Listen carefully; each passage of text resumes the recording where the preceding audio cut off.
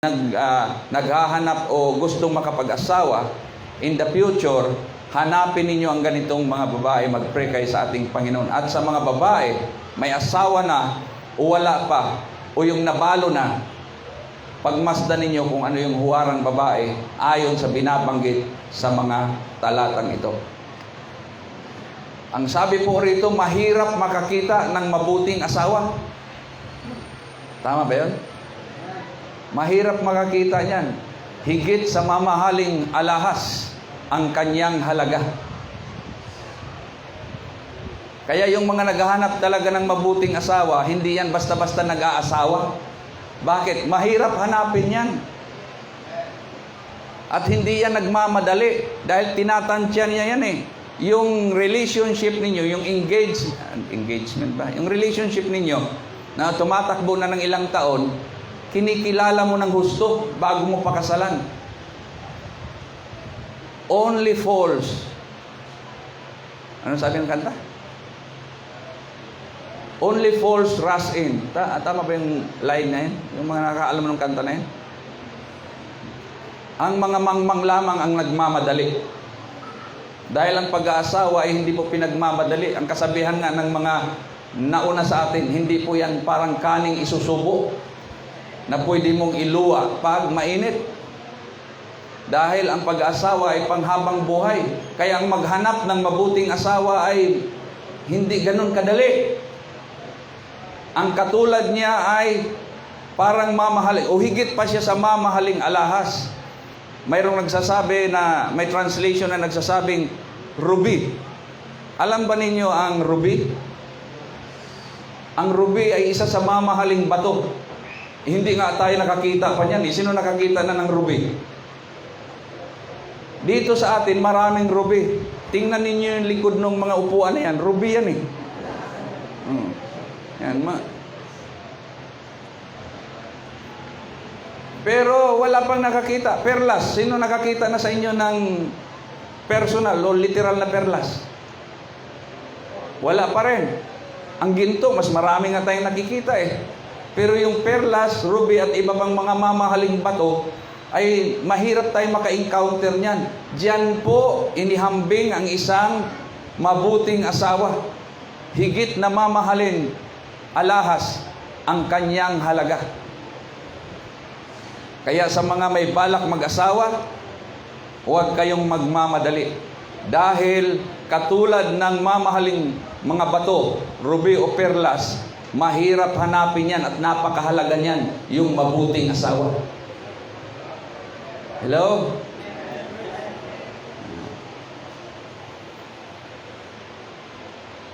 Yung madaling madala sa mga chocolate at bulaklak, hindi yan mamahalin. Chocolate lang sa kabulaklak, bumibigay na. Text lang sa ka-load, bumibigay na. Cheap naman noon. Ang sabi diyan, ang mabuting asawa ay katumbas ng ruby o perlas. Ibang halaga niyan. Hello? Iba naman maikain lang diyan sa mga fast food nagkakaigi na. Uuna.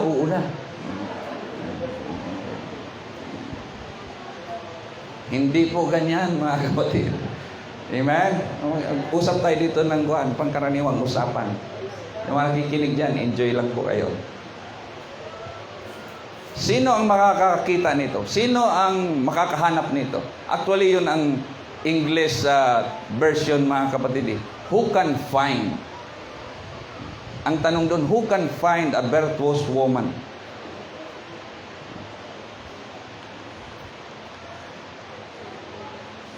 She is virtuous woman. Yung word na virtuous sa English, ang ibig sabihin, woman of power and strength. Ito yung mga babae talagang with power and strength. Alam niyo, mag-ingat kayo dahil ngayon sa panahon natin, sinisira yung ganyang klaseng quality ng babae. Ito yung English na wordings niya eh. Pero ang kanya talagang ibig sabihin, woman with power and strength. Sino yung mga babae dito with power and strength? Nga.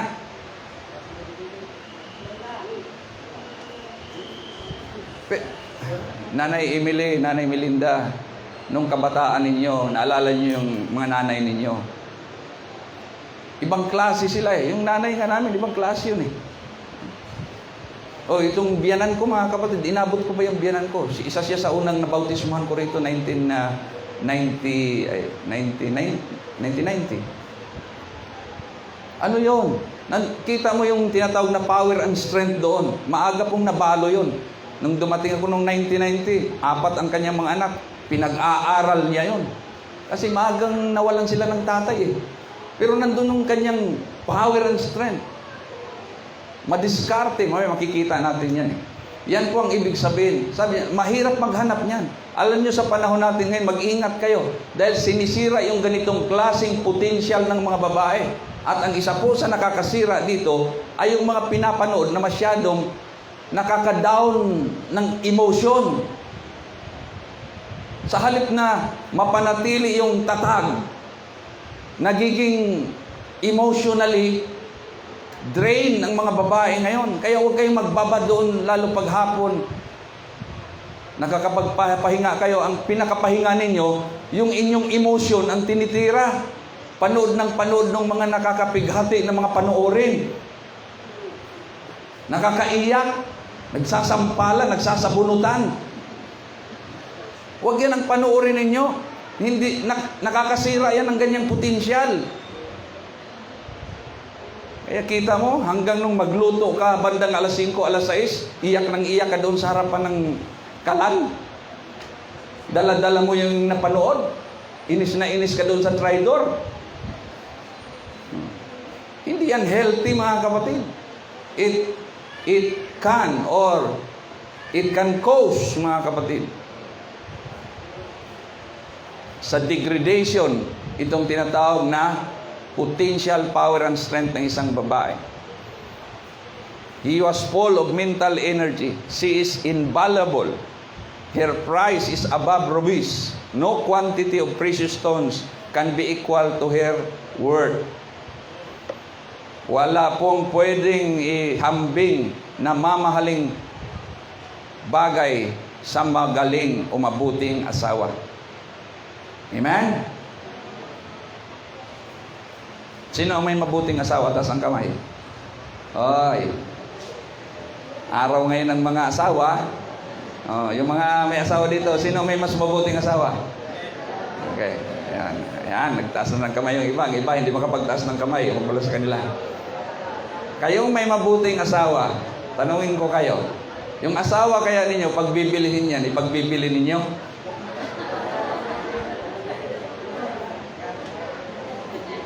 Ha? Ipagbibili ba niyo yan? Halimbawa, mayroong isang indecent proposal mga kapatid. Bayaran ko yung asawa mo, magaling yung asawa mo napakasipa, ganito. Asawa ko, wala ayos. Bayaran ko yan. 1,000,000. Ibibinta mo kaya?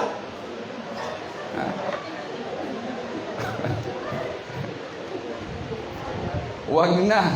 Mahirap maghanap ng bago. Amen.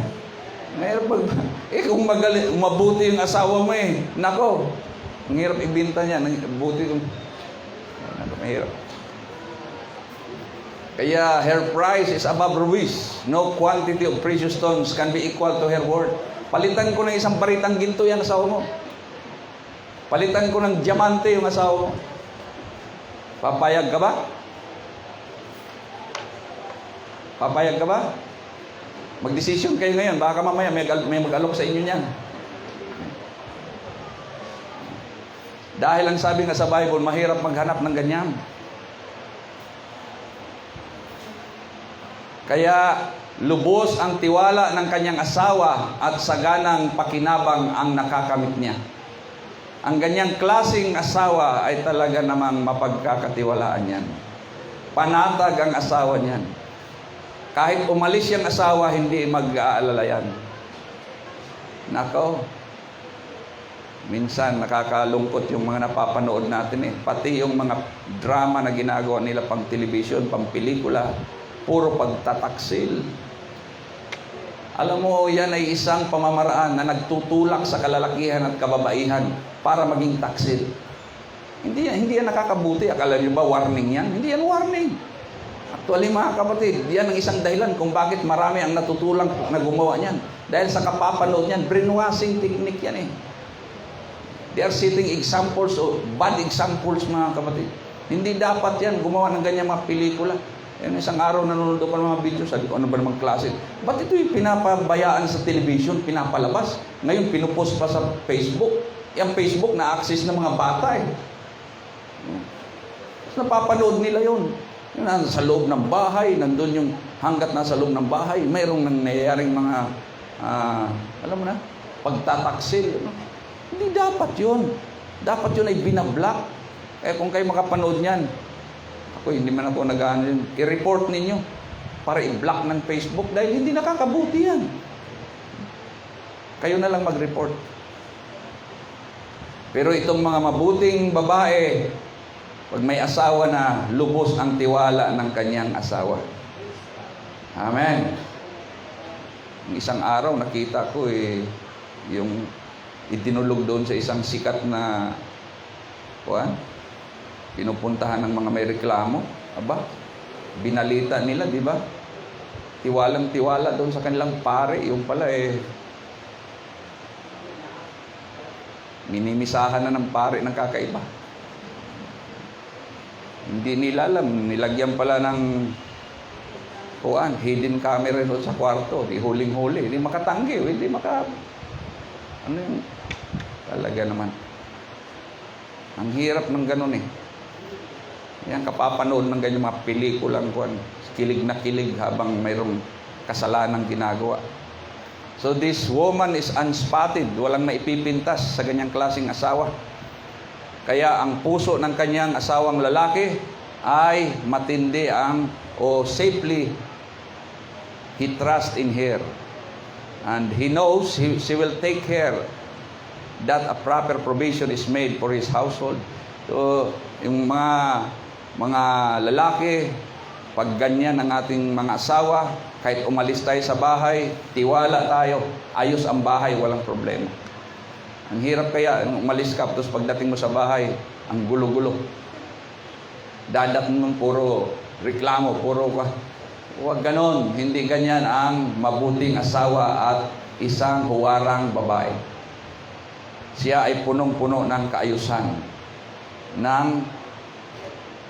Ang sabi dito, pinaglilingkuran niya ang asawa habang siya ay nabubuhay at pawang kabutihan ang ginagawa at hindi kasamaan.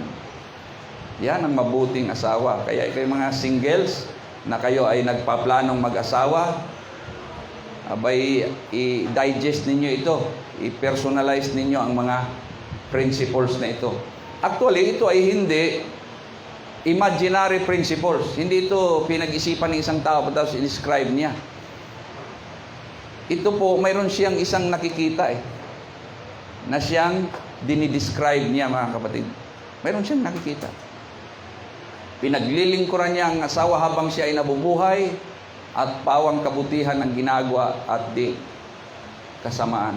So, itong passage na ito, pinaglilingkuran ng asawa habang nabubuhay. Sa panahon natin ngayon, maraming mga babaeng mayroon silang trabaho. Diba, katulad ni Mrs. Kumakapit, may trabaho din siya. Pero, huwag ninyong kalimutan na mayroon kayong pamilya at mayroon kayong asawa.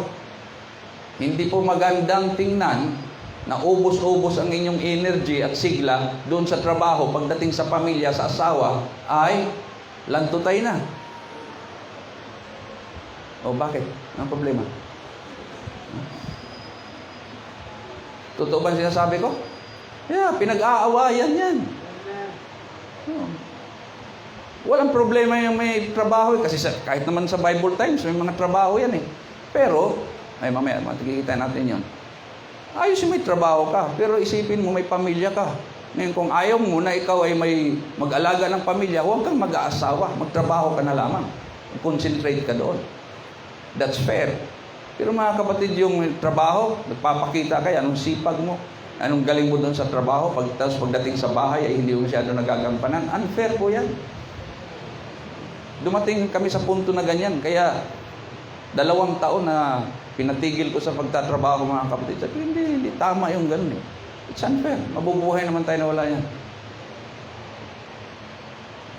Sa mga babaeng mayroong trabaho, galingan ninyo ang inyong pagtatrabaho. Pero huwag din ninyong isang tabi ang inyong pamilya, ang inyong asawa, ang inyong tahanan. Dahil ang trabaho mo, pwedeng mawala yan. Pero yung pamilya mo, panghabang buhay yan. Huwag mong isacrifice yan. Kaya para sa akin, ayaw ko ngayong magkalayo, yung mag-asawa, yung magpamilya eh. Mas mabuti yun silang magkalapit. Kahit medyo higpit-higpitan ng sinturon, magkakasama sila dyan. Kaysa yung magkalayo. Tapos ang katwiran ng iba, di ba, pumunta ka sa Hong Kong, pumunta ka sa Singapore, karamihan doon, mga babaeng may asawa, nagtatrabaho, naglilingkod sa ibang tao. Yung pamilya niya dito ay hindi niya napaglilingkuran, hindi niya nagagampanan. Ang katwiran niya, sinusuportahan ko naman sila. Walang katumbas ang presensya mo diyan sa pamilya mo kaysa pera na pinapadala mo. Actually, minsan yung perang pinapadala nakakasira patuloy. Pero yung presence mo, yun ang kailangan nandiyan. Pawang kabutihan ang ginagawa at hindi kasamaan. She has her husband's happiness. Alam mo, ang asawa ay kagalakan ng kanyang asawang lalaki. Yan po yung nasa Bible. Nung si Adan, nakita ng Panginoon, gumawa ang Panginoon ng mga baka, lalaki at babae, kabayo, lalaki at babae, elipante, lalaki at babae, pati yung mga ibon, lalaki at babae. Si Adan, nag-iisang lalaki. Nung makita ng Panginoon na hindi mabuti na si Adan ay walang kapares, ginawa niya ng asawa. Natuwa si Adan ngayon, mga kapatid.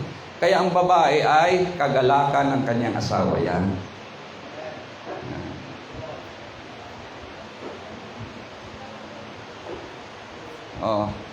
Mga asawang lalaki yun nandito. Kahit huwag lang kayong taas ng kamay. Masaya ba kayo sa inyong asawa? Hindi naman kayo nakikita eh. Mag-amen lang kayo. O di kayo tatangon-tangon gano'n. Huwag na kayo magtaas ng kamay para mapicturean kayo. Kayo namang mga babaeng may asawa, masaya ba ang inyong asawang lalaki sa inyo? Amen din. Wala taasan ng kamay. Amen. Ha? Kung hindi, abay, pwede ka namang magbago ng sistema eh. Para mapasaya mo yung asawa mo eh. Kasi yan ang essence ng mag-asawa eh. Yan ang essence ng mag-asawa, na magiging masaya sila sa kanilang pagsasama. Kung hindi sila magiging masaya, bigo. So this woman, this kind of woman, she recompenses all his kindness to her beneficial acts. For kind words, she return kind deeds. Her good is unmixed. She will do him good and not evil.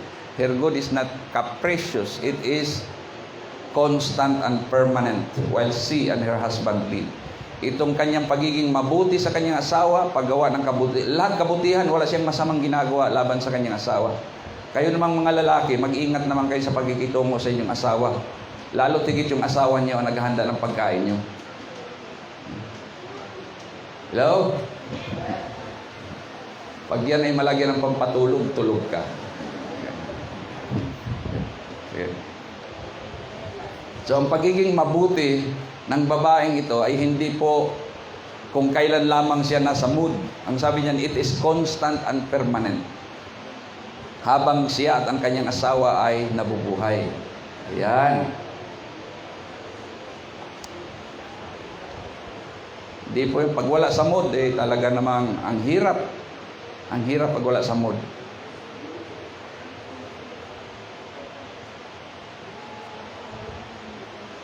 Ang sabi nila, ang babae ang hirap intindihin. Tama ba yun? Ang sabi nila, ang babae ang hirap intindihin. Sang-ayon ba kayo roon? Ako hindi. Dahil may mga lalaki rin na mahirap intindihin. Hindi lang babae. Kaya nagreklamo yung mga babae nung nakaraang ilang taon eh. Ba't ba mga Bagyo? Babae ang pangalan.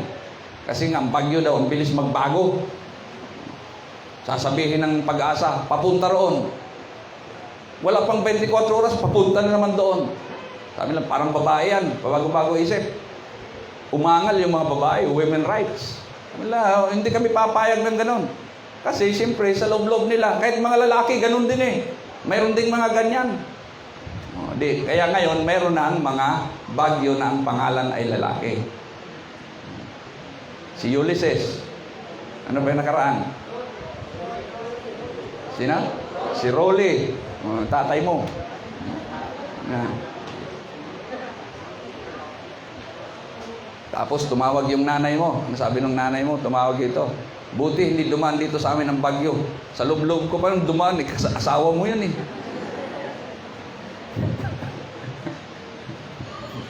Kahit hindi dumaan yun, asawa mo nandun palagi. Rolly ang pangalan ng...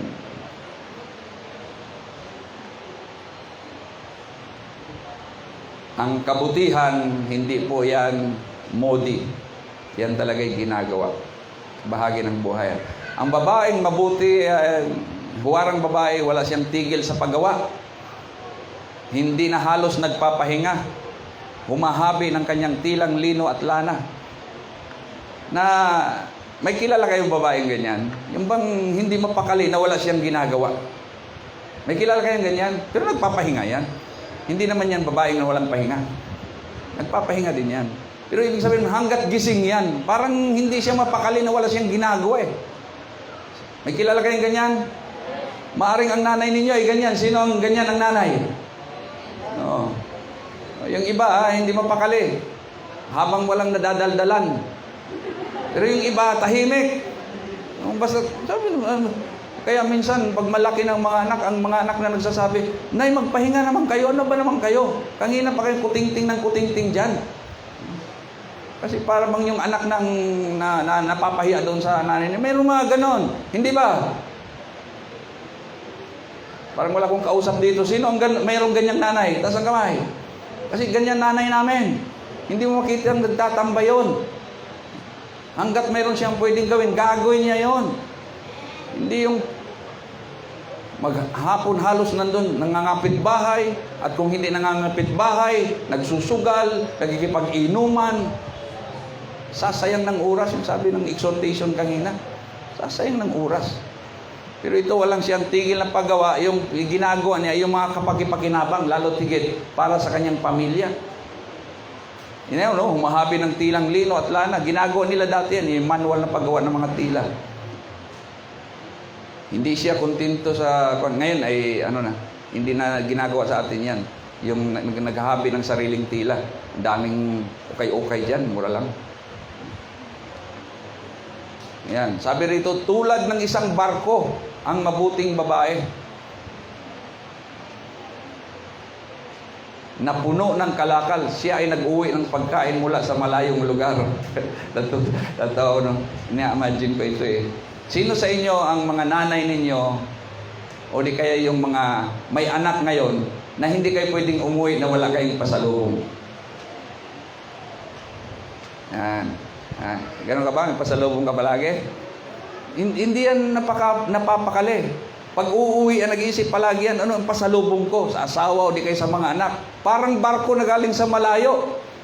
Na pag siya'y umuwi, may pagkain palaging dala. Niisip niya palagi.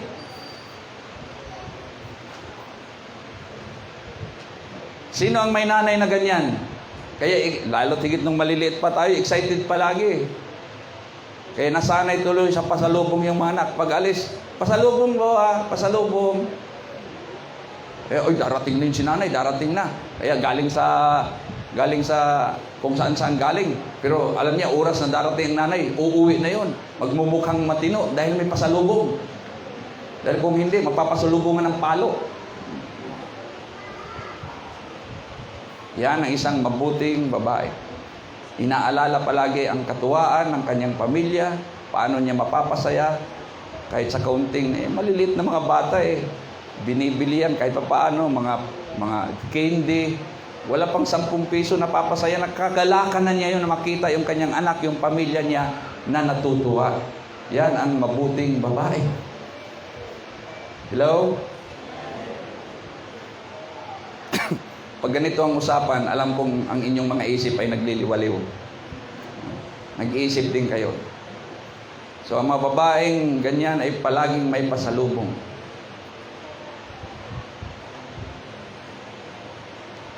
Bago pa sumikat ang araw, inihanda ng pagkain sa buo niyang sambahayan, pati ang gawain ng mga katulong sa bahay. May katulong na yan, ha? Pero sanay na silang gumising ng maaga. Sino ang umabot sa ganyang mga panahon na yung mga tao ay hindi pwedeng maunahan ng araw? Kailangan bago sumikat ang araw, gising na sila. Para bang nakukonsensya sila. Parang pakiramdam nila, nagkasala sila pag nauna ang araw sa kanila. Sino ang umabot sa ganyang mga panahon? Kasi ngayon, pinapabayaan nilang mauna ang araw. Kahit alas 12 na, pakialam nila. Hayaan mo niya yan diyang araw na yan. Tapos painit na ng painit, sasabihin na, ay mamaya na ako gigising. Ang init! Kita mo lang yan, katuwiran.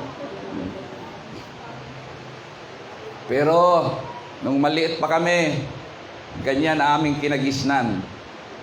Kailangan bago sumikat ang araw, gising ka na, may nagawa ka na, lalo't higit pagpapasok ka.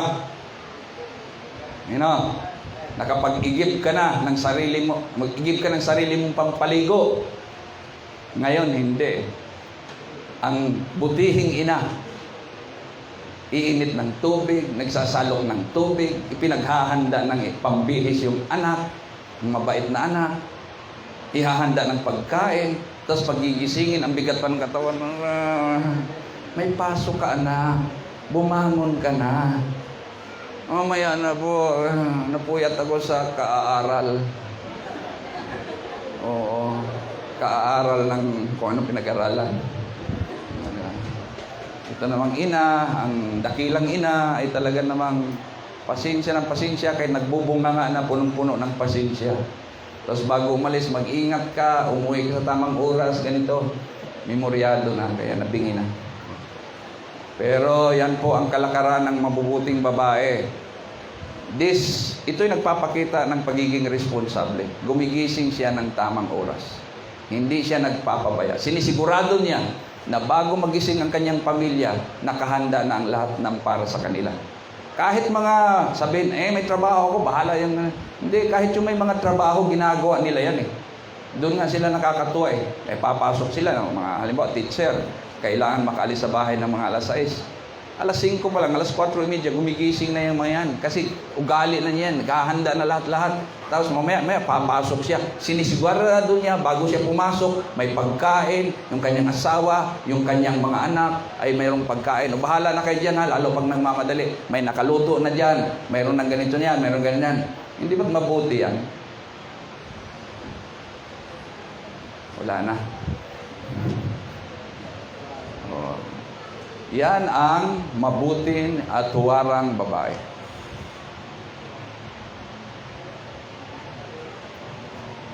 She is an economist of time. She arrives before daylight and prepare the day's food that they may not have their labor uninterrupted. Maging yung mga katulong niya ay kanya ring pinaghandaan.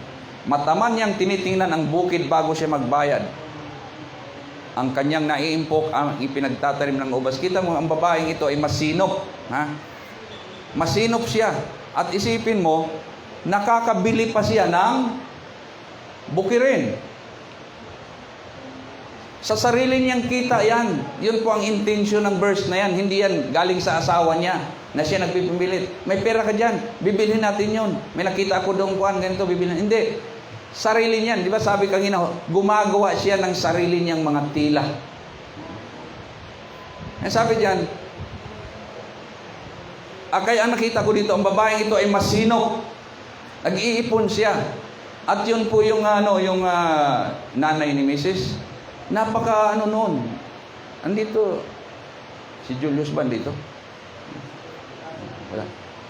Di ba yung nanay mo napakagaling noon?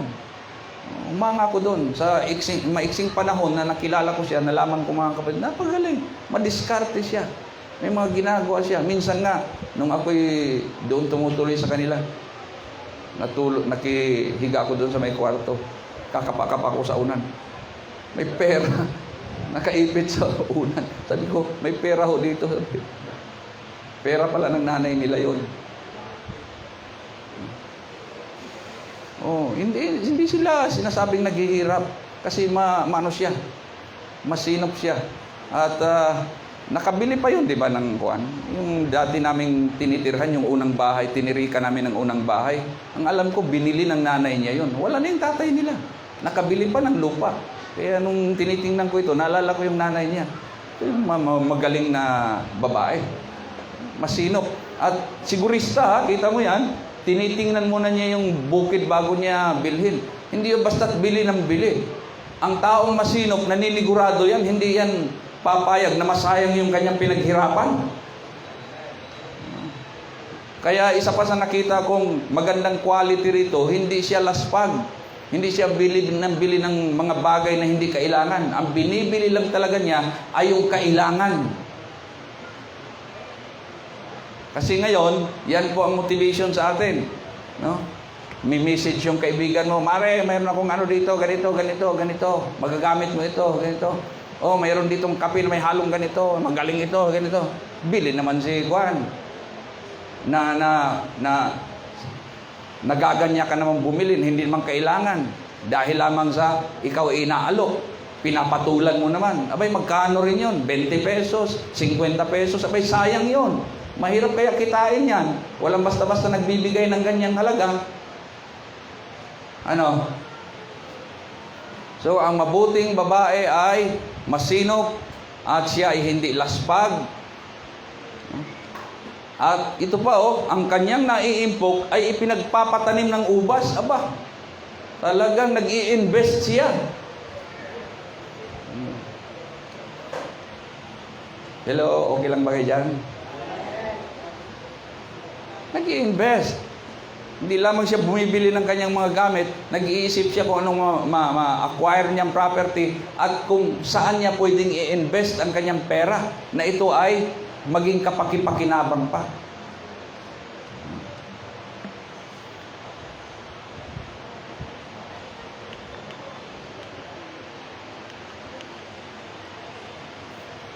Gayunman, ay naiingatan ang kamay at katawan upang matupad ang lahat ng kanyang tungkulin araw-araw. Sa kabila ng kanyang pagiging masipag, ang babaeng ito ay naiingatan ang kanyang katawan at kamay upang matupad ang lahat ng kanyang tungkulin sa araw-araw. Ang babaeng katulad nito ay nananatiling malusog at hindi sakitin o malamya. Ang huwarang babae ay hindi po sakitin. Masipag siya dahil sa energetic siya at ang kanyang kaisipan ay healthy, pati ang kanyang katawan ay malusog. Hindi po magandang tingnan ang isang babae ay tamlayin.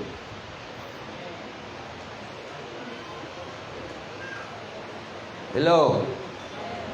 Kayong mga lalaki na naghanap ng mapapangasawa ninyo, or wag nang lalaki at babae na nagpaplanong mag-asawa sa hinaharap, hanapin ninyo yung mga energetic na mga mapapangasawa ninyo at hindi lamang energetic sa buhay na ito, kundi pati sa pananampalataya ay aktibo rin. Ang hirap pag ang makuha mong asawa ay malamya.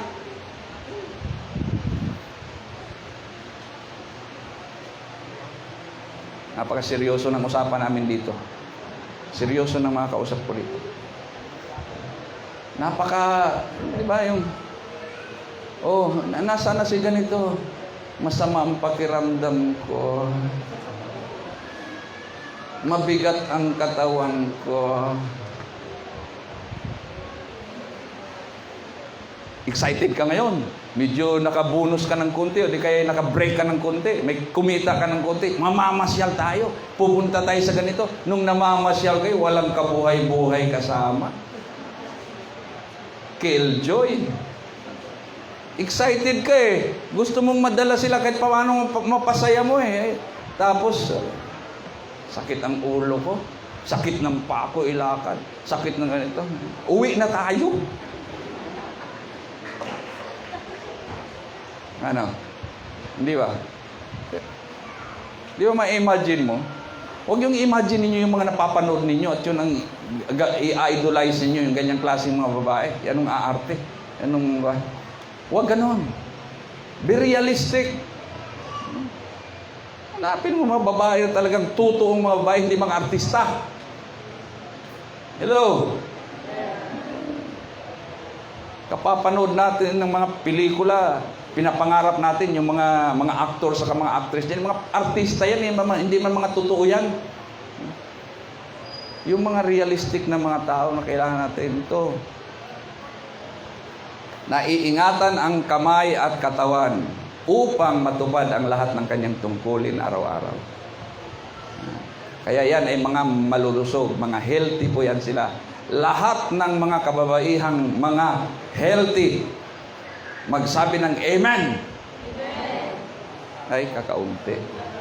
Ha? Kayo pati mga babae, makikiusap ako sa inyo. Kung mayroon kayong planong mag-asawa, tiyakin ninyo inyong sarili na fit kayo na maging asawa. Kasi mamaya yun ang gusto ko. Sa mga lalaki naman ganun din. Kung manligaw kayo, isa sa pag-usapan ninyo, yung pinoprospect ng pangasawa, okay ba ang kanyang kalusugan? Mayroon ba siyang kakayanan na gumanap bilang asawa? Hello? Kasi mahirap yun mga kapatid pag nakasal na kayo. Pagkatapos yung pala, hindi siya suitable na magiging asawa. Hindi rin kayo magiging masaya. Mahulog pa kayo sa pagkakasalan yan. Hindi kayo magiging masaya. Dapat ganun. Kung mayroon kayong mabigat na sakit sa inyong katawan, pinapayo ko, huwag kayong mag-aasawa. Magpagaling muna kayo. Siguraduhin muna ninyong magaling na magaling kayo. Kasi kawawa, yung nakikita ko, mag-aasawa, may sakit yung isa. Ang mangyayari, mag-aalala, mag-aalaga. Huwag. Kung may diferensya ka, huwag. Hindi. Mamahalin kita kahit sino ka man. Pakakasalan kita sa lahat ng simbahan. Sinungaling. Kalukuhan yan Maging sino ka man abay, maging practical ka rin. Dahil makakasama mo yan habang buhay.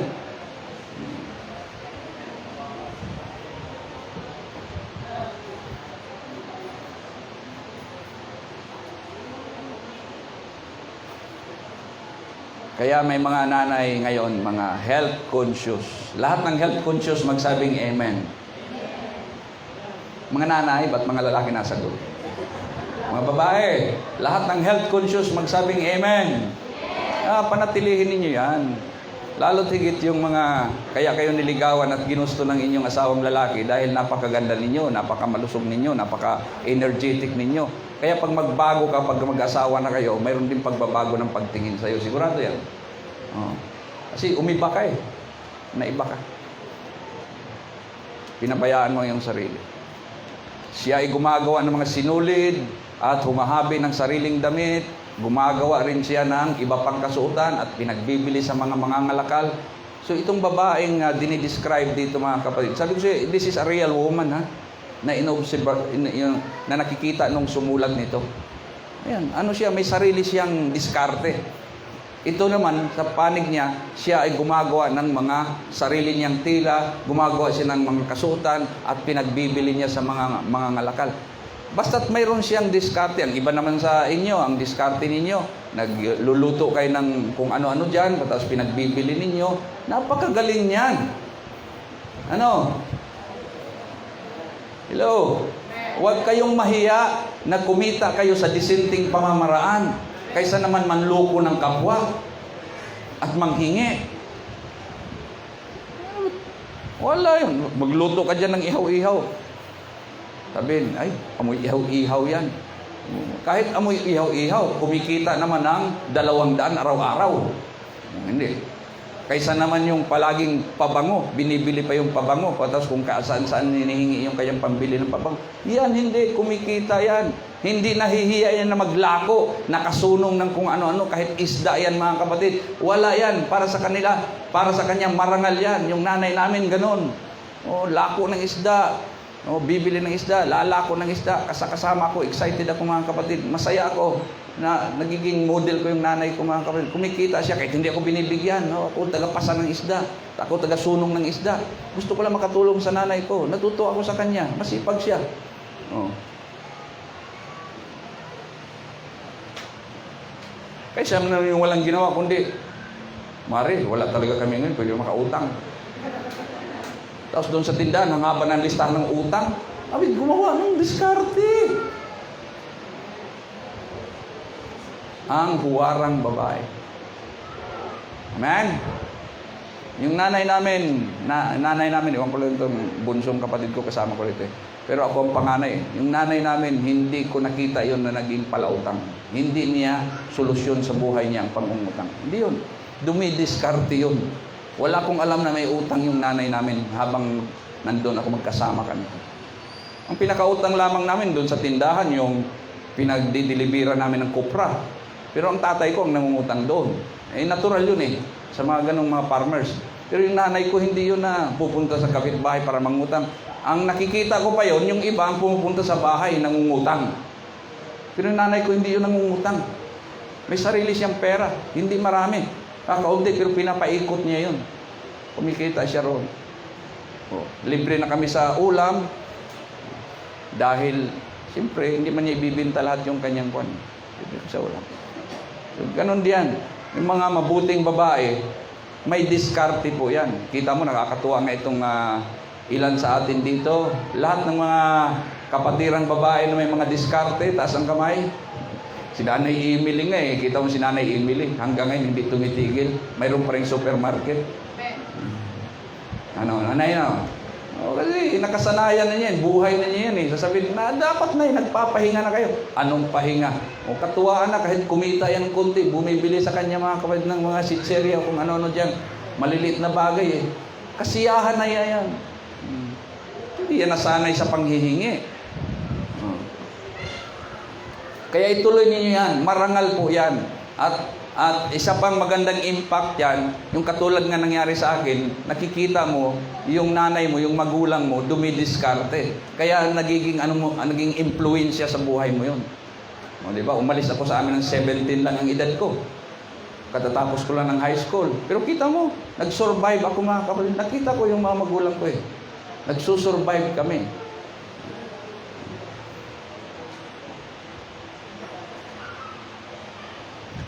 Kaya bukas siguradong mayroon na mag-open ng mga business dyan. Kahit kayong mga dalaga pa, huwag kayong mahiya. Huwag kayong mahiya. Mas mabuti yung nagtitinda kayo kaysa puro pusing kayo. Puro paganda. Yung iba nga sa inyo, yung iba dito nakatapos sa pag-aaral.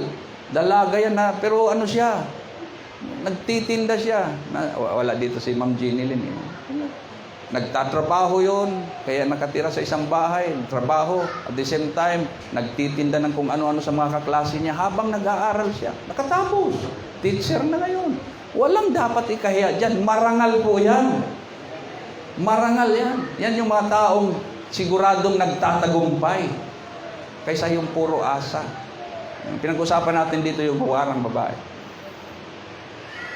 At sabi nga dito, kanyang sinisigurado na yung kanyang mga produkto ay kikita. Actually, quality ang ibig sabihin dyan. Hindi siya sa ngayon kasi isa sa mga pinagtitingnan ng iba na pinagkakakitaan nila, yung mga marketing.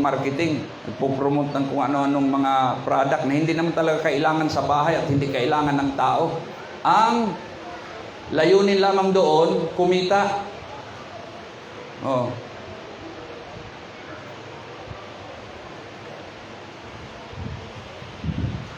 Kung ano-anong binibinta. Binta natin yung kailangan lang talaga at bumili kayo yung kailangan lang talaga para wag masayang yung mga blessings natin. At ito pa ang nanay ay kilalang-kilala bilang ilaw ng tahanan. Ang tatay ay kaya yung tatay ang inaanay kasi siya yung haligi. Yung nanay naman, ilaw ng tahanan na pupundi. Kung papatulan natin yan, di ba? Ha? Oo. Napupundi talaga ang nanay. Ang kukulit ba naman ng mga anak? Pati tatay nakikikulit na rin. Pasaway. Pupundi talaga. Ilaw yan eh. Pero yung tatay naman, siya dapat yung nag-hold sa tahanan. Pag tinamaan ng ana yan, nako, yung tahanan ay nanganganib gumuho. Ang sabi po rito, sa isa pang talata ng Kawikang ito, ang kanyang ilaw sa gabi ay hindi namamatay. Wow! Matindi. Ngayon, tinutukoy dito, siya mismo yan, hindi yung ilaw na gasera o ano man yan. Siya mismo, yung mabuting babae, yung kanyang ilaw sa gabi, hindi namamatay. Alam mo, ang ina na tinaguri ang ilaw ng tahanan, kahit gabi maasahan yan. Ano? Yun ang sinasabi ko sa inyo kanina eh. Lalo tigit yung mga nagtatrabaho, walang masama. Sa atin ngayon, employment, no? Mayroong formal employment, teacher ka, midwife, nurse, o ano man yan. Noon sa kanila, self-employed.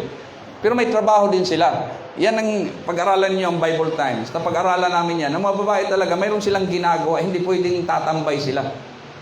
So, mga self-employed nga lang, hindi sila empleyado ng ibang tao, pero may ginagawa sila. Gayon pa man, ang isa sa nakita ko rito, ang mga babaeng ito, magaling silang mag-manage ng kanilang sarili, ng kanilang time, ng kanilang energy, na kahit hanggang sa gabi, walang problema. Kasi mayroon ngang hindi maganda yung pag-uwi. Galing sa trabaho, eto na. Pag-uwi galing sa trabaho, nagpapakita na pagod na pagod. Iit sa ambag. Alis ng damit. Kung saan nag-alis ng damit, doon din sa lampa.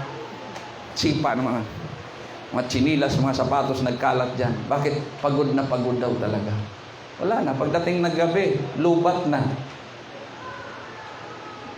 Pero pag yan ay inaya ng mga katrabaho, kabarkada, abay, pag uwi ng bahayan, talaga namang parang sinindihan yan. Magbibihis ng panibago yan. May pupuntahan kami. Nakakawalang gana kaya yan. Tapos minsan uwi, latang-lata. Yung pala pag may lakad kasama yung kanyang mga kaibigan, may energy naman pala eh.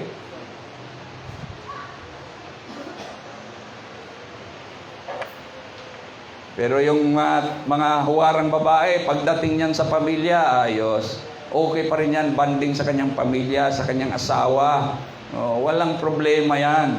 Nakalaan na lahat ang kanyang kuwan dyan. At anytime, sa gabi, pag kinakailangan niyan siya, minsan ang anak mayroong masama ang pakiramdam, nay, ganito, babangon yan.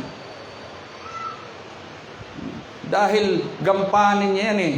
Hindi sasabihin, bahala ka dyan sa buhay mo. Katutulog ko lang dito. Hintay ka, bukas na.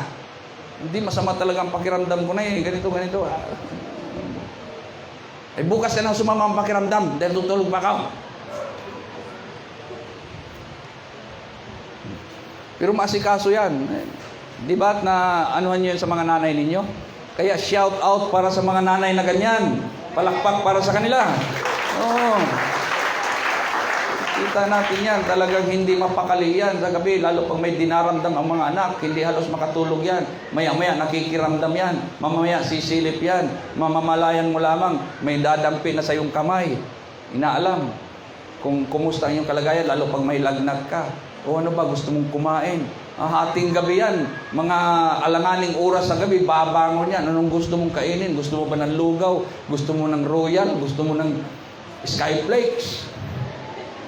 Yan yung gamot sa lagnat dati. Royal sa skyflakes. Hindi pa malamig yun. Nagaling ang pakiramdam. Royal lang sa skyflakes. Lalo sa mga bulubundukin. Ay nako. Wala, hindi sikat ang paracetamol doon dati. Royal lang sa skyflakes. Hindi pa yan galing sa rep. Ang nanay naman, yag-yag yan. No? Talaga, kung ano magagawa, ipaglalaga ng kuhan, ng sabaw, mainit na sabaw ang kanyang anak. Anak, dito lang, pipilitin talaga. Yan ang ina.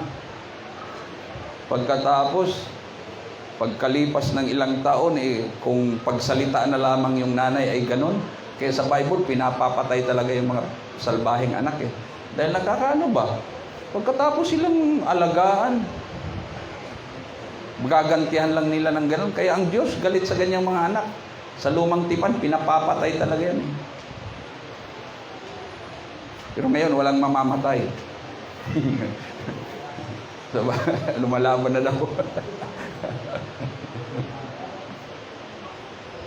Matulungin siya sa mahirap at sa pangangailangan ay bukas ang palad. Ayan, hindi lamang ang kanyang effort, ang kanyang mga nasinop, hindi lamang pampamilya, pag mayroong nangangailangan, matulungin. Yan ang huwarang babae. Hindi siya madamot. Talagang mayroon din siyang pagmamahal sa kanyang kapwa. Yan, ay nakakatuwa yung kapitbahay natin ganyan. Kausap ko yung isang kapatiran sa isang, nandun siya sa Mindanao. Sabi niya, itong mga kaibigan ko rito, pastor, higit pa sa kaibigan ito. Ito yung mga nagbubuluntir ng tulong. Talagang nag-aalok sila ng tulong. Kung may kailangan ka at hindi ka basta-basta ginigipit, bayaran mo kung kailan mo gustong bayaran yan. Kailangan mo yan, mga ganun. Napakagaling nung ganung mga matulungin. Pero yun naman ay bunga rin ng kanyang pagiging matulungin at mabait. Magtanim tayo ng kabaitan at pagiging matulungin at pupupugin din tayo ng tulong pag kailangan natin. Hindi tayo pagkukulangin yan. Gagamitin din ng ating Panginoon yan. So, ang huwarang babae, siya po ay matulungin sa mahihirap at nangangailangan. Nangangailangan po yan, kulang ng N. Bukas po ang kanyang palad. Pero yung pagtulong natin sa panahon natin ngayon, ako ay nagbibigay ng babala sa inyo dahil marami pong nanloloko. Hello? Hello? Maging matalino rin tayo sa ating pagtulong. Tulungan natin yung dapat tulungan. At huwag kayong magpapaguyo. Lalo tigit yung may mga cellphone, may mga scammer sa cellphone. May mga gumagamit ng ibang account. Pag ako mag-message sa inyo at sasabihin kong nangungutang ako ng pera, huwag ninyo akong pautangin dahil hindi ako yan. Hindi ko ugali yan.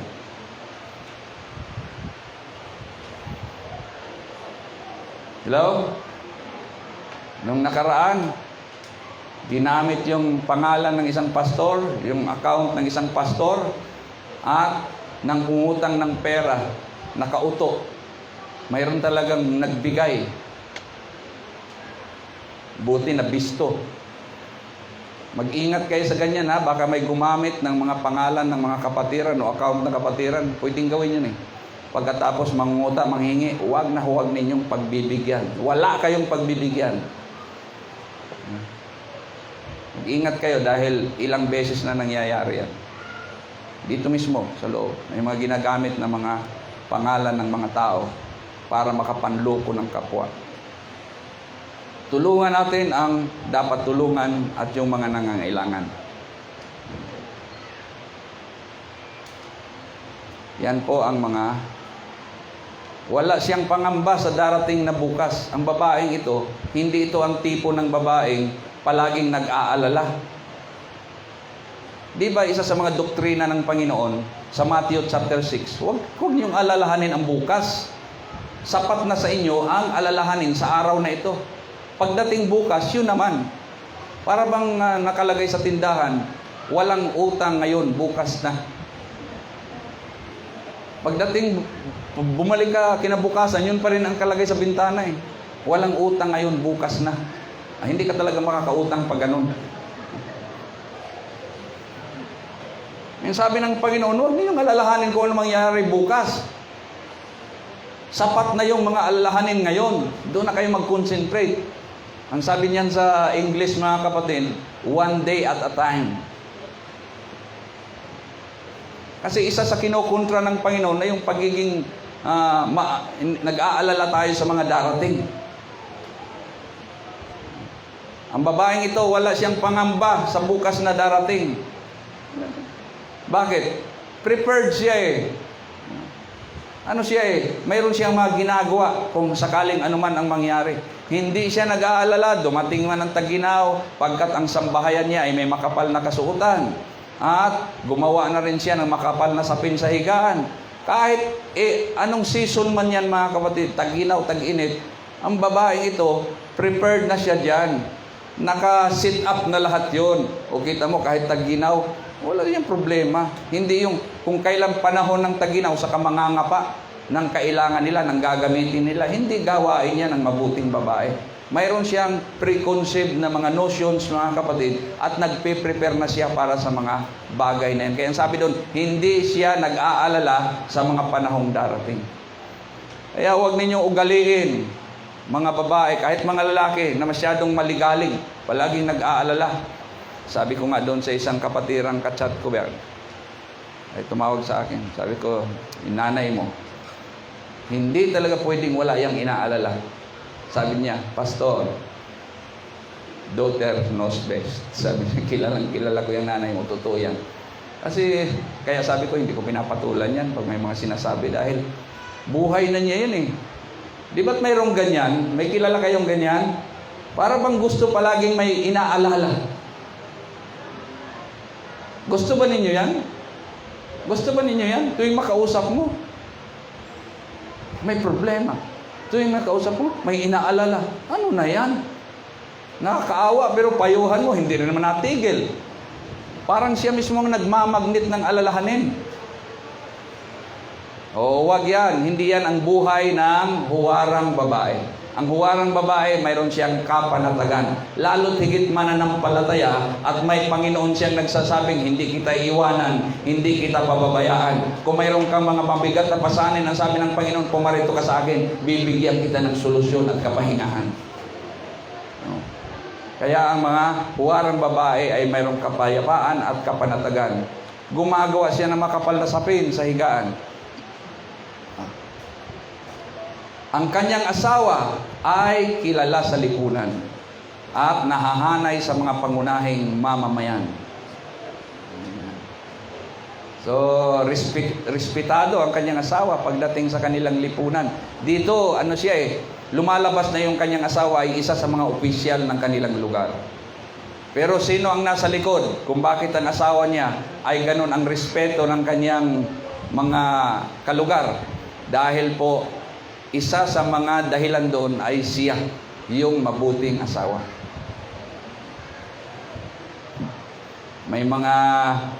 Minsan may mga biruan itong mga opisyal, kahit military yan, kahit politiko yan, yanong gagaling, yanong titigas. Pero pagdating sa asawa, tiklop, nagtatatawa yung kanyang mga close aid Wala, pagdating kay ma'am yan, tiklop yan. Mga ganun, di ba?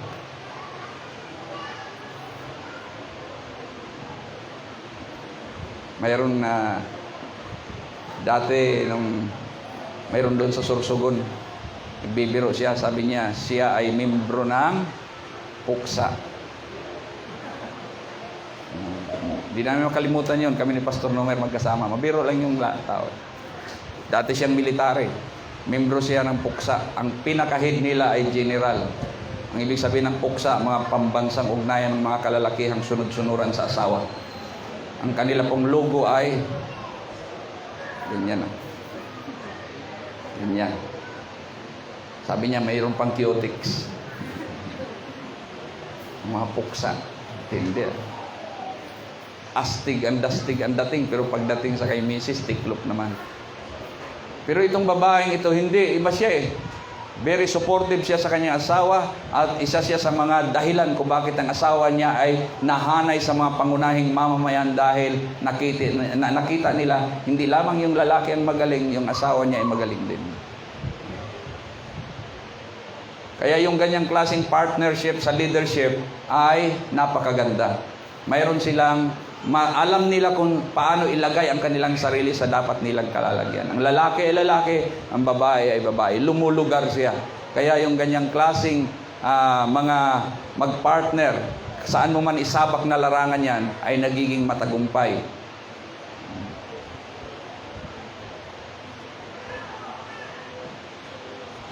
Ito. Damit na pinong-lino ang sinusuot niya. So, hindi siya, ang damit niya ay quality Alam mo sa Bible, pag pinag-usapan itong fine linen na ito, fine linen, mamahalin yan. Isa yan sa mga classified na mamahaling tila sa atin. Sa ngayon, wala na, hindi na pinag-uusapan kung anong tila style na. Ang iba nga punit-punit, na patok pa rin. Dati, tila ang pinag-uusapan, di ba?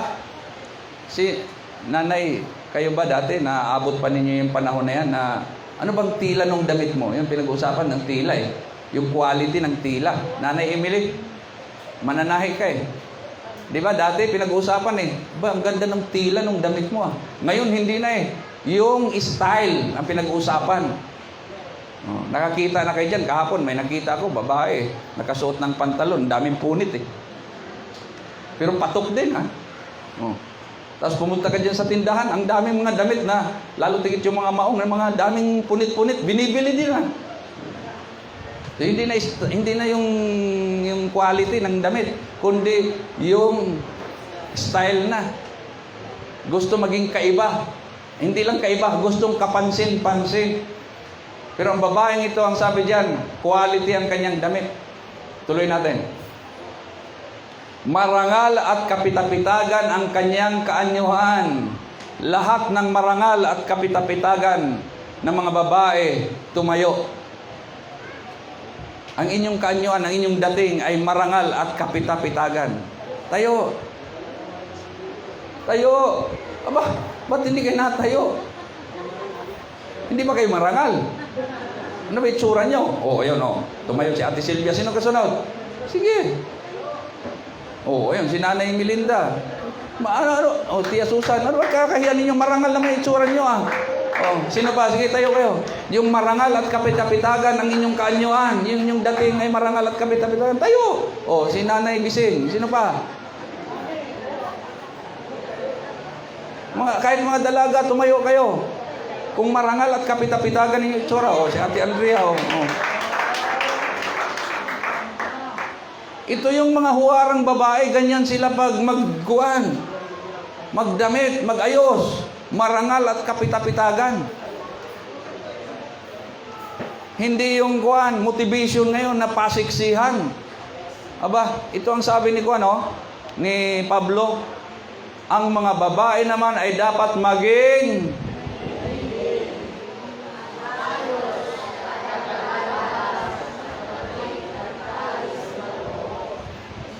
bilisan natin. Ang bagal kasi ng beat ko eh. Okay. Isa pa. 1, 2, 3.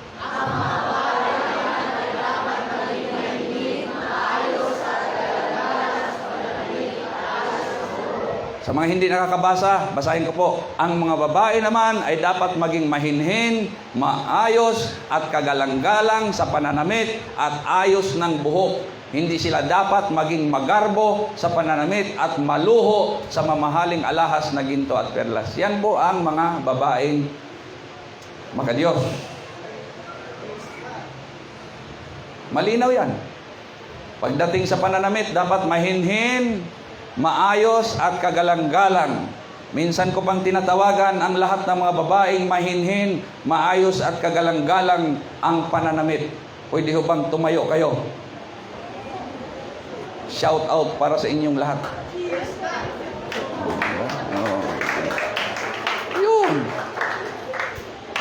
Yan ang ugaliin natin. Kasi yan ang hinihingi ng Biblia para sa mga mananampalataya. Huwag kayong gumaya dyan sa iba na parang inilalako ang kanilang sarili.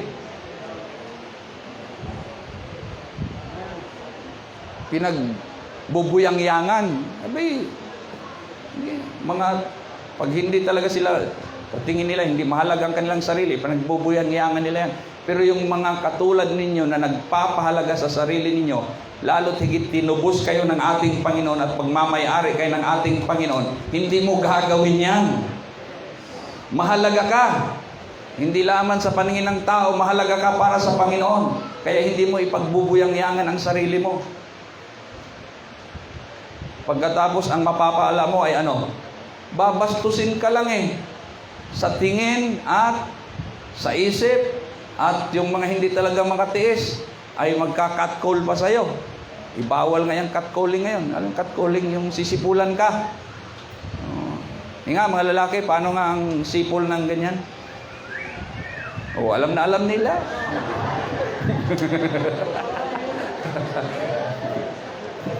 Ngayon, sino ba ang sinisipulan ng ganyan? Ano ba? Di may kasunod yan eh. Pag sumipol, anong kasunod yan? Ano sasabihin? Anong kasunod? Pag sumipol, anong kasunod? Pusa. Ming. Hindi.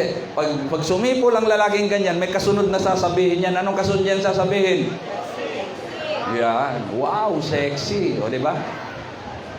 Patapos, mas lalo namang na ano yung babae na, anong tawag niya? Nakukonsyos siya. Pinapawisan na kung paano, hindi mapakali. Talaga namang panay hagod. Ay, alam mo, ito killjoy ako. Makakapanood nito. Yung salitang sexy ay hindi magandang comment. Sa ngayon, para bang okay yan. Pero yung salitang sexy ay bastos na comment yan. Hindi mo lang naintindihan dahil English. Pero, tingnan mo sa dictionary kung ano ibig sabihin ng sexy. Fit for sex. Tapos, ma-excite ka pag babae ka, lalaki ka, sinabihan ka ganyan. Wow. Kamangmangan yan. Pero pag sinabi sa yung you are beautiful, yan kakiligin. Kahit bula lang. At least, walang pagnanasa yan, malinis yan. Pag sinabing maganda ka. Pero pag sinabing sexy ka, mayroong tono ng kalaswaan yun. Ano? May tono na masama yun. May negative connotation yung word na sexy. Pero pag sinabing, wow, ang ganda mo, ano sasabihin mo? Ano sasabihin mo? Thank you. Yan, sabihin mo para uulitin. Huwag ninyong sabihin, hindi naman. Hindi naman. Thank you po. Ganun eh. Pag maganda ang kuwan sa'yo, yung comment sa'yo, abay, pasalamatan mo. Kasi pag sinabi mong hindi naman, sa susunod sabihin sa'yo, ang pangit mo.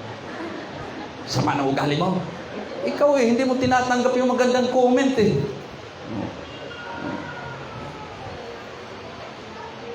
Kaya, tandaan po ninyo yan lahat ng mga babae, magsabing amen. Amen. Ang mga babae naman ay dapat maging mahinhin, maayos at kagalang-galang sa pananamit at ayos ng buhok. Pati yung ayos ng buhok, simple lamang. Alam mo, doon sa sulat ni Pedro, sabi niya, huwag kayong, ang pag-aayos ng buhok ninyo ay parang kuwan. Yung binabanggit niya doong braided hair, ginagawa yon noong mga Romano noong panahon nila na kung ano mga tirintas, kung ano mga ginagawang distortion sa buhok mga kapatid. Makikita mo kahit yung mga pelikulang nakasiting noong panahon na yon, yung mga babaeng ordinaryo, ang mga buhok nila ay basta na lamang yan, mga natural na nakalaglag at ganun lang. Pero yung mga mayamanin, kita mo puro mga tirintas, yun yung sinasabi ni Pedro, huwag kayong ganyan. Kung ano-anong nilalagay sa kuhan, tapos may paro-paro dito, may ponytail dito, may kung ano pa rito. Allah, sabi ni Pedro, huwag ninyong gagawin yan. Be simple and beautiful. Lahat ng magaganda, magsabing amen. Yun, dumami sila. Lahat ng magaganda, magsabing amen. Sikapin ninyong maging maganda, iwasan ninyong magpa-sexy. At ulitin ko sa inyo, hindi lahat ng mga sexy ay maganda. Pero lahat ng maganda, sexy yan. Pero hindi lahat ng sexy ay maganda. Ang iba, dinadaan na lang nila sa ganun. Dahil hindi sila maganda.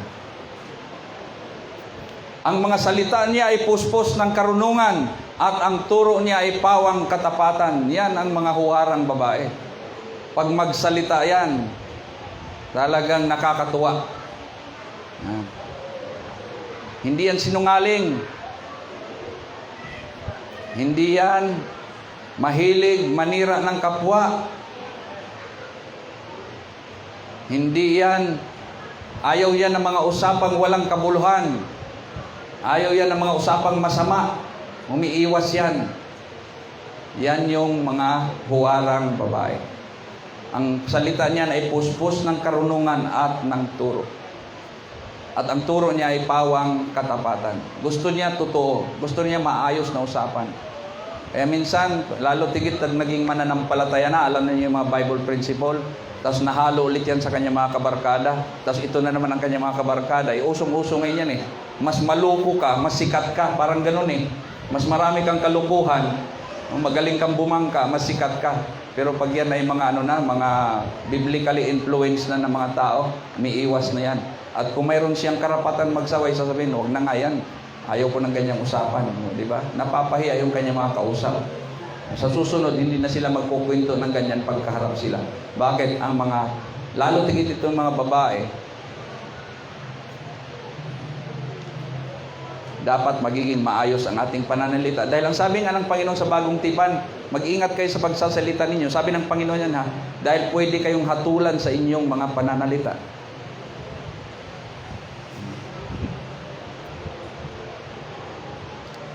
This woman, with all her eminence and excellence, was of a meek and humble spirit, a blessed woman indeed.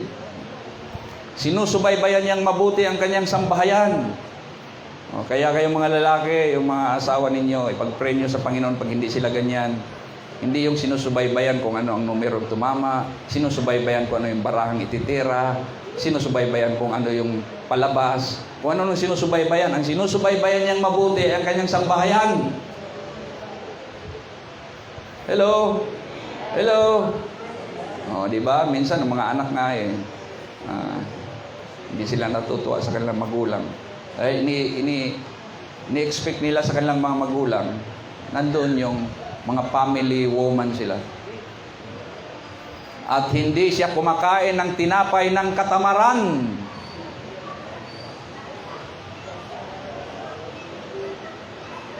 Alam niya, ang sabi rito sa comment mga kapatid, that idleness, yung walang ginagawa at ang katamaran, ay magdadala sa kanya sa bisyo.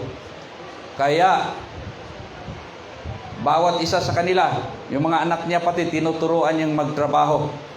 Dapat mayroon silang tamang pagkain. Hanggat maaari, tinuturuan niya ang kanyang mga anak na matutong magtrabaho, they may work well, they are fed well, and everyone at least earns the bread that he eats. Isa yan sa magandang training na magagawa ng isang huwarang nanay, huwarang babae sa kanyang pamilya, ang kanyang pamilya ay maturuan niya na huwag maging mga tamad at walang mga ginagawa. Ngayon yan ang matinding laban ng mga nanay sa kanilang mga anak. Dahil ang mga anak ngayon ay ang hirap kausap, tigas ng kalooban. Alam niyo kung saan nakuha yan? Saan nakuha yan? Ayan, sa kanilang mga estilo ng pamumuhay ngayon. Kasi hindi naman kami ganyan noon eh. Walang gadget, walang TV, radyo lamang yung napapakinggan namin. Hindi naman kami ganyan katigas. So ano ang isa sa mga pinaggalingan ng katigasan ng mga kabataan ngayon? Yan, yung mga napapanood nila. Yung mga nilalaro nila, yung mga pinagkakaabalahan nila, yun ang papatigas sa kanila.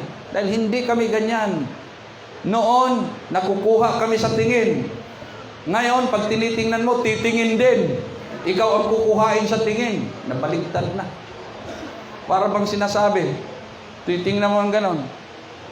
Kasi ayaw mo na magsalita eh. Pag magsalita ka kasi, baka kung ano lang masabi mo, titingnan mo. Titingnan ka rin. Na para bang ang tingin niya ay nagsasabing, mayroon pa akong ginagawa rito. Ganun.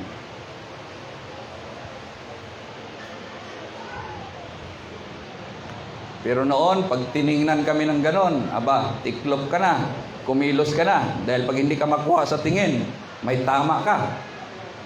Gandang disiplina. Gusto ko yun. Pero ngayon, wala eh. Pag titingnan mo, nawawala. Tumatayo ang kanyang mga anak at tinatawag siyang mapalad. Ayun. Ay mga nanay, yan ang inyong magiging goal sa buhay. na ang mga anak ninyo ay pupurihin kayo. Si nanay, ayos yan. Ibang klase talaga yung nanay namin. Hindi yung lalambing-lambingin ka lang, tapos mamaya hihingi pala. Kundi talagang kahit kanino sasabihin ay si nanay. Ibang klase yan. Ako, nasasabi ko yun, talagang totoo yun. Hindi dahil lumaki ako na nakita ko mga kapatid yung pagiging responsibilidad, yung kasipagan ng nanay ko. At wala akong masabi ron. Wala akong maipagdamdam sa kanya. Mabuting nanay talaga yun. At ganun din. Ngayon, kung ang nanay ninyo hindi mabuti, dahil yan naman ang katotohanan eh. Mayroon din talagang mga nanay na hindi mabuti. Kita mo, nanay mo. Kung ang nanay mo ay hindi mo talaga makita ang pagiging tunay na nanay, kung ano-anong pinagkakaabalahan, sugarol, mabisyo, ganito, palamura, palautang, o ano man yung bisyo niyan. Well, ikaw na. Huwag mong gagayahin yon. Yan ang magiging prayer mo ngayon. Lord, gusto kong magiging katulad ng puwarang babae. Amen.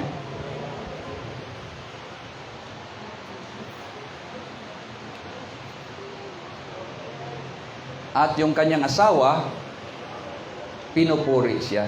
Pinagmamalaki talaga ng asawa niya yan. Yung ganyang babae. Si Mrs., okay yun. Masipag yun. Ang sarap pati magluto noon. Kaya hinahanap-hanap ko yung kanyang luto eh. Kahit saan ako mapunta, kahit saan mga kainan yan, hinahanap ko talaga yung luto ni Mrs. Sabi ng mga iba, nakakalimot ng biyanan yung luto ni Mrs. Aanin po naman yung biyanan mo kung masarap na magluto ang Mrs. mo, di ba? Hindi dahil simple lang ang mga lutuin yan, pero talaga namang yun na ang kinasanayan mo. Di ba't may kasabihan that one of the way to a man's heart is through his stomach. Ewan ko kung pinag-isipan ko yan hanggang ngayon eh. Kung paanong para makuha mo ang puso ng tao, dadaan ka sa tiyan niya. Pero yan kasabihan, di ba? A way to man's heart is through his stomach. Ibig sabihin, pag yan ay mapakain mo ng masarap, naku, mahuhulog ang loob niyan sa'yo. Kaya bagay yan ang ginagawa ng mga nililigawan. Talagang tikman mo yan, nagluto ako. Nung niluto, mga kapatid, mas lalong, okay to, pwede itong maging pambahay ito. Magaling ito magluto, masipag sa kusina ito. Kasi ang hirap naman asawa na sabagay, pag may pambili, bumili na ng bumili. Pero mas maganda rin yung asawa na magaling magluto, masipag sa kusina. Hello? Natural sa babae yan eh. Yung masipag sila sa kusina at magaling sila magluto. Lahat na magaling magluto, taas ang kamay. Kita mo, ang iba ba't di kayo nagtatas ng kamay? Pati misis ko ayaw magtaas ng kamay. Masarap to magluto. Minsan wala lang panahon para magluto. Pero gusto ko yung mga luto niya. Huwag lang masunog. Hindi kasi minsan napapabayaan kung ano na natupag di ba? Sayang yung masarap na niluluto di ba? Pero okay. Hindi naman magaling magluto yan ng asawa kami, pero natututunan yan. Kaya yung mga nag-aasawa, sinasabi ko yan, huwag ka mag-alala, natututunan yan. Natutunan. Sa bandang huli, masarap na magluto Kaya yung mga hindi pa dyan, kahit mga dalaga rito, kita, yung mga nagluluto dito, mga dalaga yan minsan Pero masarap ang luto nila. Yan ang hanapin ninyo. Hindi lamang maganda, hindi lamang matapat sa Panginoon. Masipag din sa kusina. Kasi kakain tayo Aanin mo yung ganda na gutom ka na.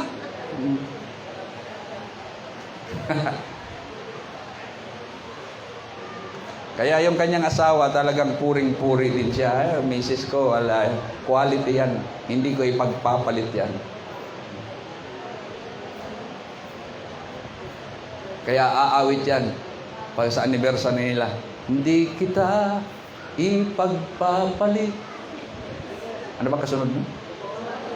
Kahit kanino man, at Panginoon pala yun.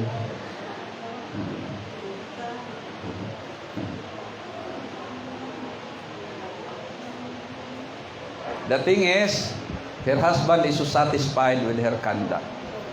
Asawa niya masaya siya. in her conduct towards himself, his household, his business, and their children that praise her. Masaya siya kasi okay yung asawa ko, atupag lahat, ayos lahat. Hindi siya nagpapabaya. Talagang maasikaso yan. Ako, sabihin ko sa inyo. Kaya pa yung nagmamalaki ng asawa niya. Kaya hindi niya ipagpapalit yan. Kaya pag yung mga asawa na ipinagpapalit, may dahilan yan eh. Yun talaga. Sasabihin, lalaki kasi masyadong babaero yan. Hindi, mayroong yan dahilan eh. Hindi ako naniniwalang walang dahilan yan.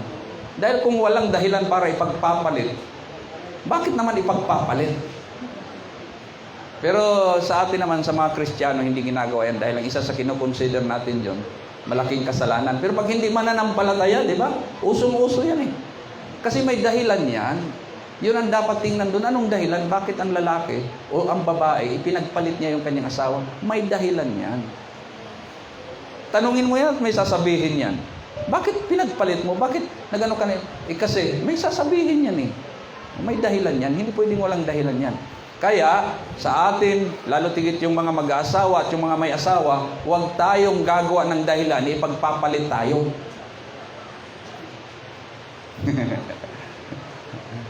Ano kaya ang gagawin, Pastor? Kanya-kanyang diskarte yan kasi magkakaiba naman ang sitting ng bawat mag-asawa eh.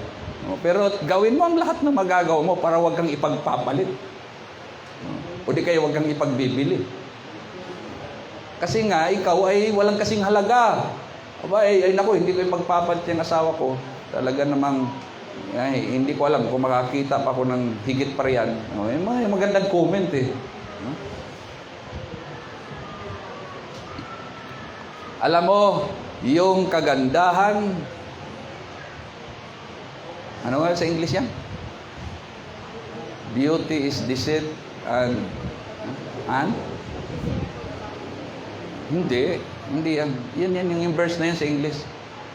Basta't yung, ang sabi dito sa salin na ito, mandaraya ang pangakit, yung alindog at kumukupas ang ganda.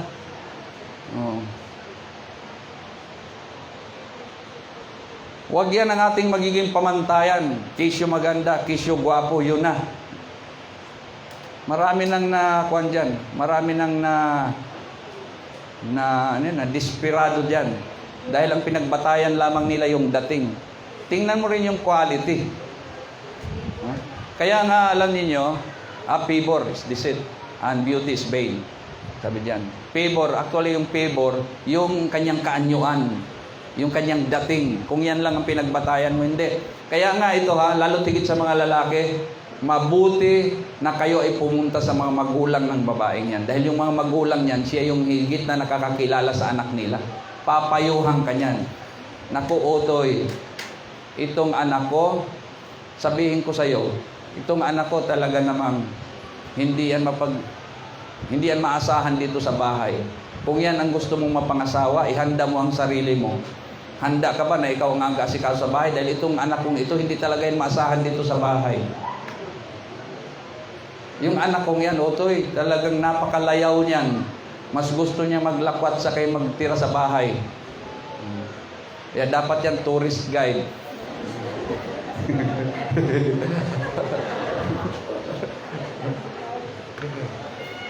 Kaya dapat alam mo yan puntahan mo sa magulang. Manganupo ka roon. Nanay, tatay, apoy, manliligaw sa anak ninyo.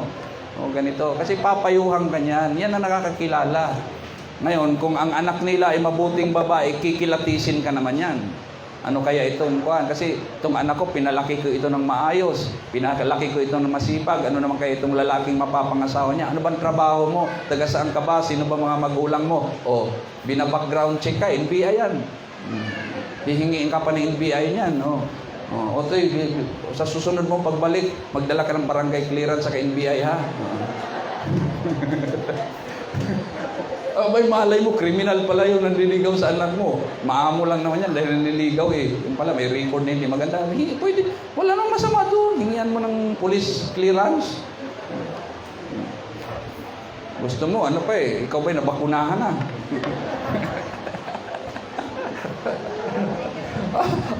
Hindi, magulang tayo. May anak kami, dalawa yan, babaeng anak na yan. Siyempre, maninigurado tayo mga kapatid, yung mapapangasawa ng anak natin ay hindi yung Lahat ng sinikap natin bilang mga magulang, yung mga anak natin, mapaaluan ang buhay.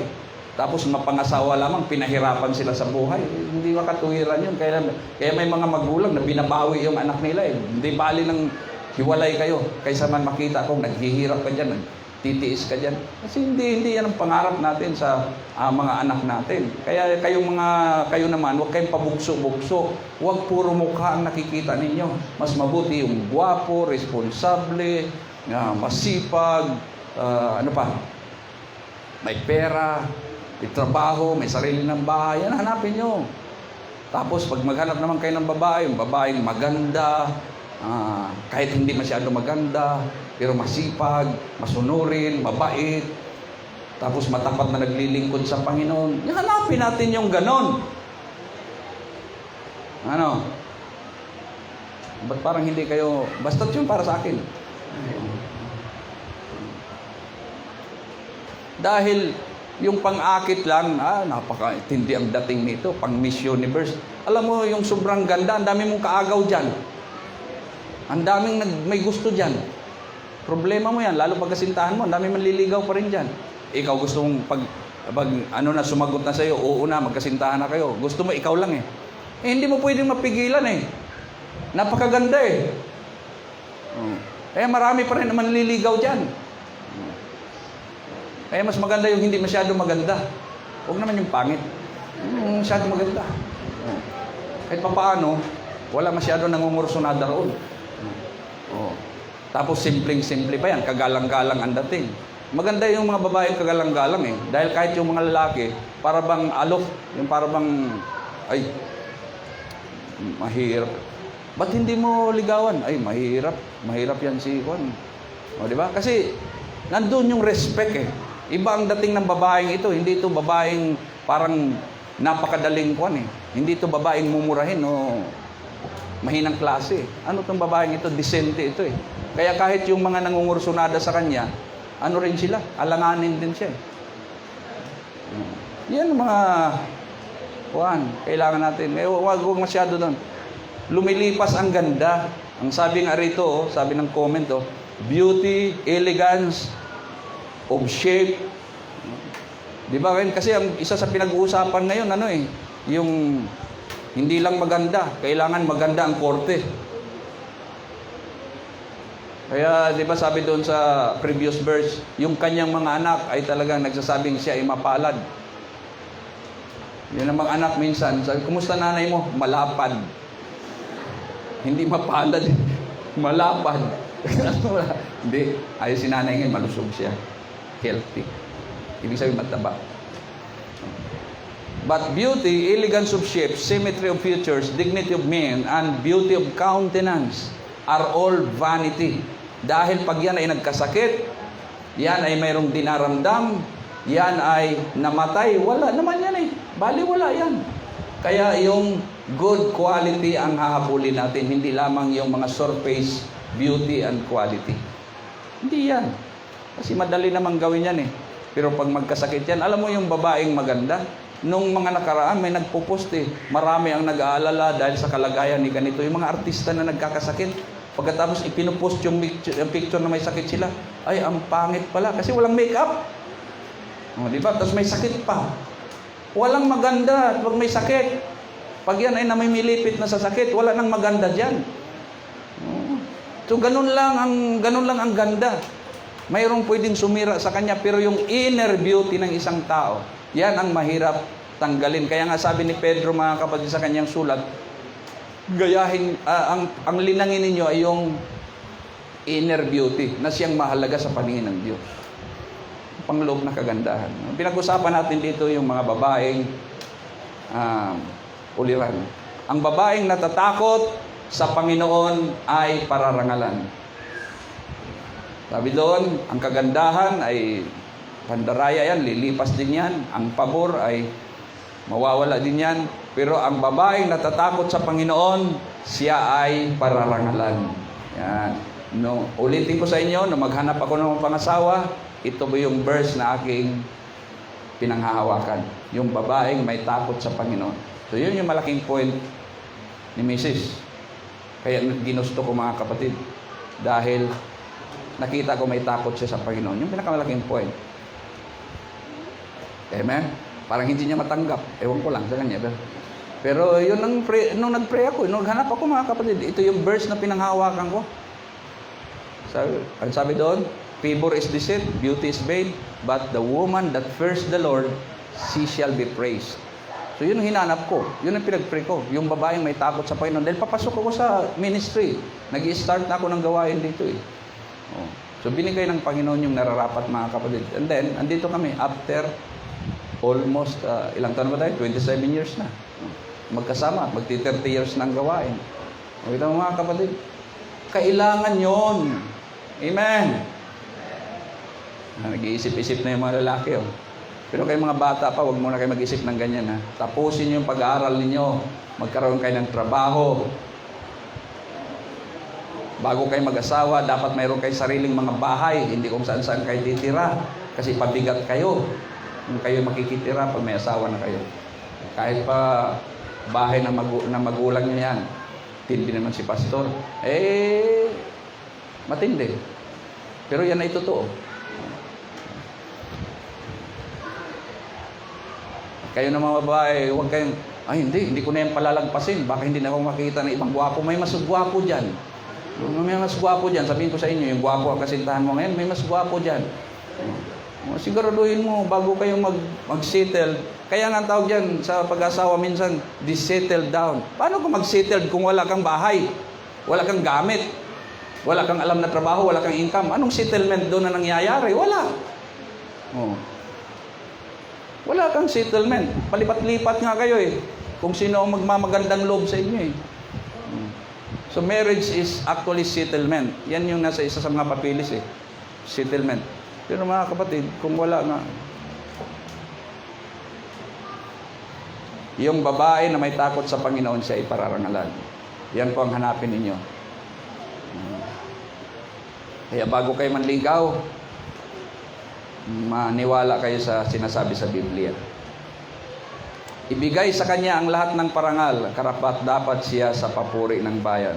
In conclusion, this is the last verse mga kapatid. Yung babae na ganyan, nagpakita ng napakagandang quality, siya po'y huwaran, ibigay sa kanya ang lahat ng parangal. Karapat dapat lang siyang papurihan, purihin o purihin. Pero hindi dapat sambahin. Yung kapuri-puri yung ganyang babae, hindi ba? Sino sa inyo na ang nanay ninyo sa ngayon, pagkatapos natin pinag-usapan, ang nanay ninyo, hindi man 100% na napakaganda ng quality niya, pero halos higit sa kalahati ng quality ng magandang babae, yan ang nakikita nyo sa nanay niya. Sino may nanay na ganyan? Taas ang kamay. Palakpak para sa nanay natin ganyan. Nanay ko, hindi nga lang nakakapanood yun. Nanay namin, hindi nakapag-aral ng marami yun. Kakaunti lang ang pinag-aralan doon, pero ang ugali hindi pa. Basta't ako saludo ako sa nanay namin. Hindi siya karapal ang ugali, hindi talamak, hindi mabisyo, hindi ganun. Disenteng yung nanay namin. Pero hindi siya aral. Hindi mataas ang kanyang pinag-aralan.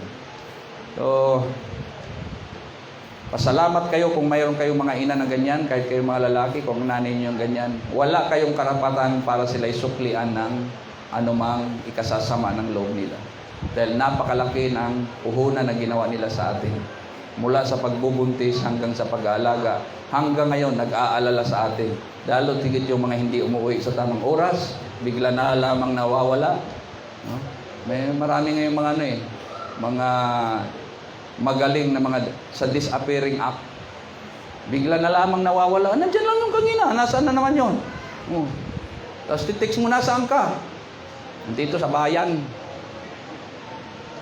Hindi na, bigla lang nagdi-disappear. Umuwi ka. Dito. Hindi marunong magpaalam. Hindi po karapat-dapat ang mga nanay natin na magagaling na suklian natin ang ganyang klase. Hindi dapat silang nag-aalala sa atin. Hindi dapat silang namong problema sa atin. Dahil ang dami na nilang dinaan ng ganyan. Mula nang isilang tayo, Ilang gabi bang hindi siya nakatulog ng tama? Ha?